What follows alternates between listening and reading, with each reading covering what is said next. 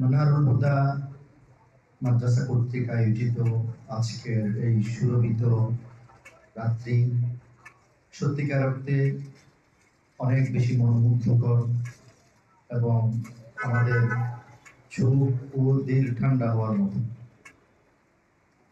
এতক্ষণ ধরে আমাদের ছোট ছোট বাচ্চারা রাসূল সাল্লাল্লাহু আলাইহি ওয়াসাল্লামের ভালোবাসায় যে সঙ্গীত মালা পরিবেশন করছিল, এরপর বিভিন্ন ভাষায় রাসূল সাল্লাল্লাহু আলাইহি ওয়াসাল্লামের বিবরণমূলক যে বক্তব্যগুলো পেশ করছিল, সেগুলো শুনে মনে হচ্ছিল যে আমরা যেন কিছুক্ষণের জন্য নবী প্রেমের এক সাগরে আমরা সাঁতার কাটছিলাম।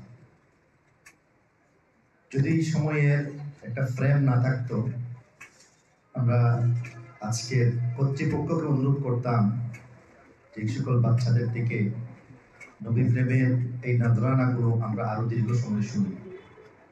আমি আজকে এমন একটি চমৎকার সন্ধ্যা উপহার দেওয়ার জন্যে মানারুল হুদা কর্তৃপক্ষকে আন্তরিকভাবে ধন্যবাদ জানাচ্ছি।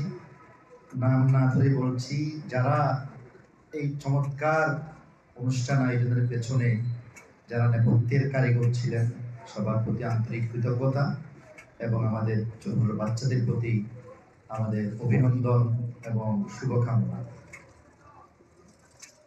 রাসূলুল্লাহ সাল্লাল্লাহু আলাইহি ওয়াসাল্লাম এই সারা শুধু এই পৃথিবীর জন্য নয়, বরং যত মখলুকাত আছে সবগুলোর জন্য রহমত। ওমা আরসালনাকা ইল্লা রাহমাতান লিল আলামিন। আলম মানে হলো আল্লাহ ছাড়া যত সৃষ্টি জগৎ আছে, যতগুলো জগৎ আছে, এর মধ্যে মানব জগৎ, এর মধ্যে জিনের জগৎ, এর মধ্যে প্রাণী জগৎ, এর মধ্যে জড় জগৎ, এই যে উদ্ভিদ জগৎ, সবগুলো কিন্তু এক একটা আলম। আল্লাহ তাআলা কি বলেছেন? আলামিন। অর্থাৎ সকল জগতের জন্য আল্লাহ তাআলা রাসূল সাল্লাল্লাহু আলাইহি ওয়াসাল্লামকে রাহমাত হিসেবে প্রেরণ করেছেন।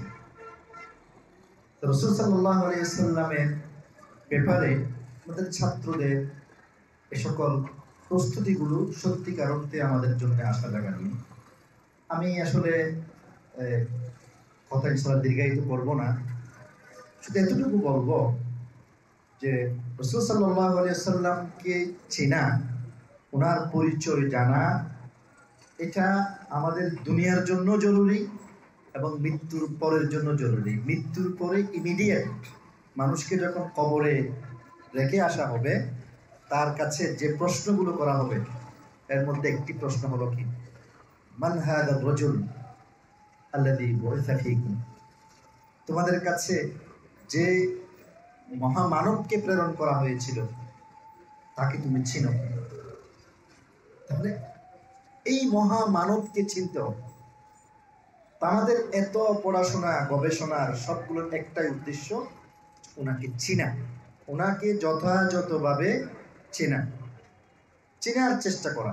এক্ষেত্রে আমি বলবো যে রাসূল সাল্লাল্লাহু আলাইহি ওয়াসাল্লামকে চেনার যে নিরন্তর প্রচেষ্টা, এটা যাতে আমাদের থেমে না যায়। এখন আমরা ছোট ছোট বই পড়ি রাসূল সাল্লাল্লাহু আলাইহি ওয়াসাল্লামের জীবনী জানার জন্য। যত বড় হব, রাসূল সাল্লাল্লাহু আলাইহি ওয়াসাল্লামের জীবনীর সে মহাসাগর আমাদেরকে শিখতে হবে এবং অবশ্যই যথাযথ প্রক্রিয়া ও যথাযথ সহি বর্ণনা থেকে।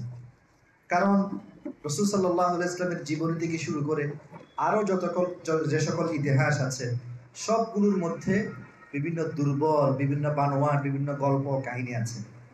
আমরা যারা তালিবে ইলম, যারা আলহামদুলিল্লাহ মানারুল হুদা থেকে এক একজন আলেম হয়ে বের হবে, আমরা আশা করি তারা রাসূল সাল্লাল্লাহু আলাইহি ওয়াসাল্লামের জীবনকে অথেন্টিক সোর্স থেকে, বিশুদ্ধ মাধ্যম থেকে সেগুলোকে শেখার চেষ্টা করবে। ছোটবেলা থেকে আমাদের মনে এই প্রতিজ্ঞাটা আমাদের থাকতে হবে। রাসূল সাল্লাল্লাহু আলাইহি ওয়াসাল্লামকে চেনা এটা যথেষ্ট নয়। রাসূল সাল্লাল্লাহু আলাইহি ওয়াসাল্লামকে আমরা যত চিনি, আবু তালেবের চেয়ে হয়তো বেশি চিনতে পারবো না, তাই না? আবু জেহেলও কম চিনেনি রাসূল সাল্লাল্লাহু আলাইহি ওয়াসাল্লামকে, এবং ওনাকে চিনেছে বলেই ওনার বিরুদ্ধে বেশি করেছে। কারণ ওনাকে যদি থামানো না যায় তাহলে আমাদের বাপদাদার সেই কি বলে বাদশাগিরি তো আমাদের হাত থেকে চলে যাবে। ওনারা চিনেছেন বলে তারা বেশি বিরোধিতা করেছে।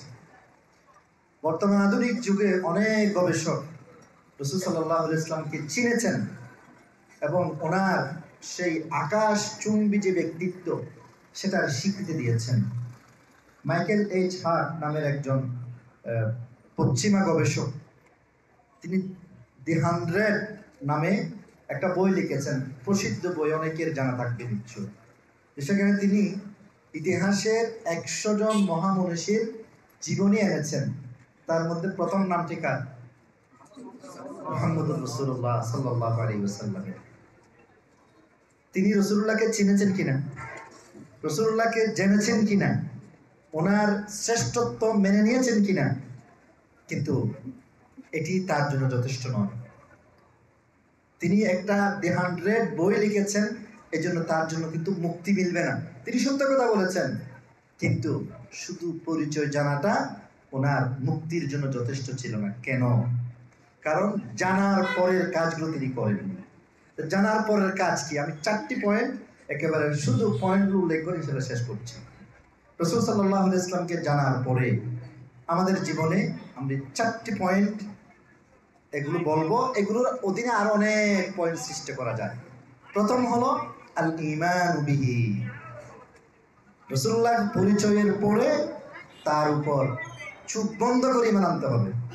কোনো ধরনের যদি কিন্তু দিয়ে নয়, কি ছাড়া? কোনো ধরনের যদি কিন্তু ছাড়া রাসূল সাল্লাল্লাহু আলাইহি ওয়াসাল্লামের উপরে ঈমান আনতে হবে।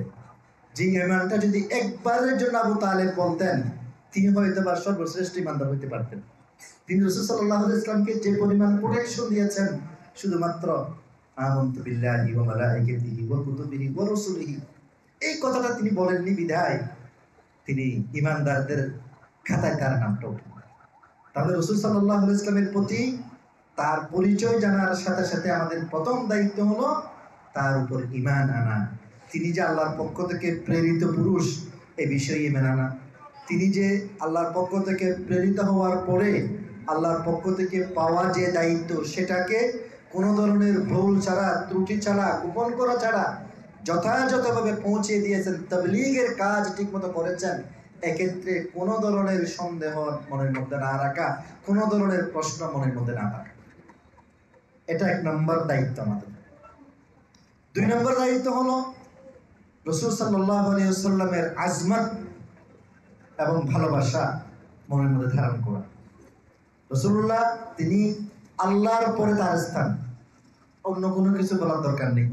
এই যে ওখানে একটা কবিতার 2টি লাইন, 4টি পংক্তি এখানে লেখা হয়েছে। এগুলোর অর্থ জানা তো সবাই, অনেকে জানে অনেকে জানে না। কিন্তু আমার মনে হয় মানুষের মুখ থেকে এর চেয়ে চমৎকার রাসূলুল্লাহর স্তুতি প্রশংসা বের হতে পারে না। কারণ এখানে তিনি কি বলেছেন? হে আমার প্রিয় নবীজি, আহসানু মিনকা লাম তারা কাত্তু আইনুন। এখানে আইনি দিয়েছে, কিন্তু আইনির চেয়ে আইনুন বললে এটার শেরের ওজনও ঠিক থাকে এবং এটার মধ্যে অর্থের ব্যাপকতা বেশি। এখানে বলা হচ্ছে, এখানে যে এটা আছে যে আমার চোখ আপনার চেয়ে সুন্দর দেখেনি, হতে পারে অন্যের চোখ দেখেছে, তাই না? কিন্তু যখন আমি আইনুন বলবো তখন হবে কি, আপনার চেয়ে সুন্দর কোনো চোখ দেখেনি। কোনটার মধ্যে অর্থের ব্যাপকতা বেশি? আইনুন, ঠিক আছে? তা আপনার চেয়ে সুন্দর কোনো চক্ষু কখনো কোনো কিছু অবলোকন করেনি। ও আজমালু মিনকা লাম তারিদিন নিসাউ, এবং আপনার চেয়ে সুন্দর কোনো কিছুকে কোনো মহিলা জন্ম দেয়নি। খুলিকতা মুবাররাআম মিন কুল্লি আইবিন, আপনাকে সৃষ্টি করা হয়েছে মানবীয় যত দুর্বলতা আছে, মানুষের মধ্যে যত ধরনের ত্রুটি আছে, সবগুলো থেকে মুক্ত করে আপনাকে সৃষ্টি করা হয়েছে, যেন আপনি আপনার মতো করে সৃষ্টি হয়েছে।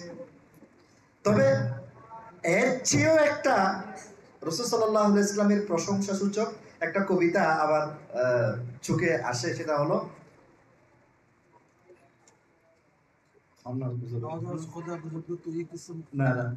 কিসসা মুখতাসার। লা ইউমকিনু সানাউ কামা কানা হাক্কুহু বা'দা খুদা বুজুরগাতুই কিসসা মুখতাসার। রাসূল সাল্লাল্লাহু আলাইহি সাল্লামের যথাযথ প্রশংসা করা সম্ভব না। সংক্ষেপে বলা যায় আল্লাহর পরে আপনিই সবার শ্রেষ্ঠ। আল্লাহর পরে কি আপনিই সবার শ্রেষ্ঠ। বাস সংক্ষেপে এতটুকু আমরা বলি আল্লাহর পরে রাসূল সাল্লাল্লাহু আলাইহি ওয়াসাল্লাম শ্রেষ্ঠ। তাহলে রাসূলুল্লাহর আজমত, রাসূলুল্লাহর শ্রেষ্ঠত্ব সেটা মনে ধারণ করতে হবে।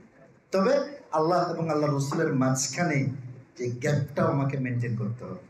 ঠিক আছে, বাদাস খুদা আল্লাহর পরে, আল্লাহর পরে, আল্লাহর সাথে নয়, এটা মাথায়। তাহলে 2 নম্বর পয়েন্ট বলছিলাম রাসূলুল্লাহ আজমত এবং ভালোবাসা, এই দুইটা মনের মধ্যে ধারণ করতে হবে। এই দুইটা ছাড়া ইমানদার হওয়া যায় না। লা ইউমিনু আহাদুকুম হাত্তা আকুনা হাব্বা ইলাইহি মিন ওয়ালিদিহি ওয়া ওয়ালাদিহি ওয়ান নাসি আজমাইন। 3 নম্বর যে শর্ত সেটা হলো ভালোবাসা। আমরা সবাই আলহামদুলিল্লাহ মনের মধ্যে আছে কিনা? মনের মধ্যে আছে। রাসূল সাল্লাল্লাহু আলাইহি ওয়াসাল্লামের ভালোবাসা আলহামদুলিল্লাহ সবার মনের মধ্যে আছে। অনেকে অনেকভাবে এটাকে প্রকাশ করে, বিভিন্ন জন বিভিন্নভাবে এটাকে প্রকাশ করে, কিন্তু প্রকৃত ভালোবাসার বহিঃপ্রকাশ ঘটবে যেটা আল্লাহ তাআলা বলেছেন। কি বলেছেন? আউযু বিল্লাহি মিনাশ শাইতানির রাজীম, কুল ইন কুনতুম তুহিব্বুনাল্লাহা ফাত্তাবিউনি। হে আমার প্রিয় নবী, আপনার উম্মতকে বলে দিন, তোমরা যদি আমাকে ভালোবেসে থাকো, তোমরা যদি আল্লাহকে ভালোবেসে থাকো, তাহলে আমি মুহাম্মদুর রাসূলুল্লাহর অনুসরণ করো।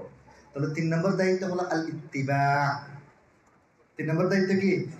অনুসরণ। জীবনের প্রতিটি ক্ষেত্রে আমি যখন রুমে একা থাকি তখন আল্লাহ রাসূল আমার আদর্শ।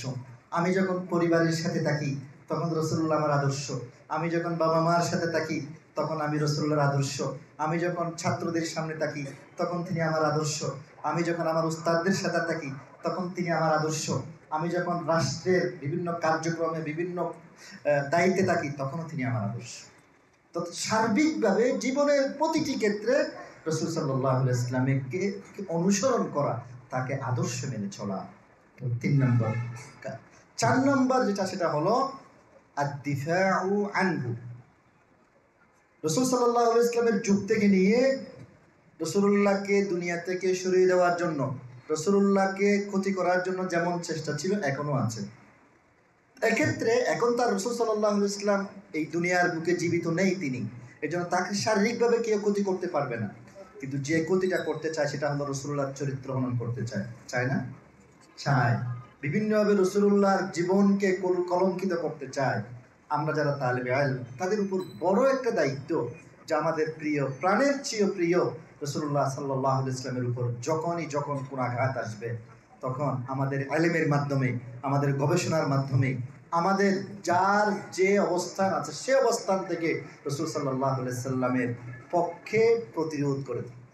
রাসূলুল্লাহর ইজ্জত, সম্মান, মান, মর্যাদাকে কোনোভাবেই যাতে কি কোনো ভুলুণ্ঠিত না হয়, কলুষিত না হয়, এজন্য সচেতন থাকা।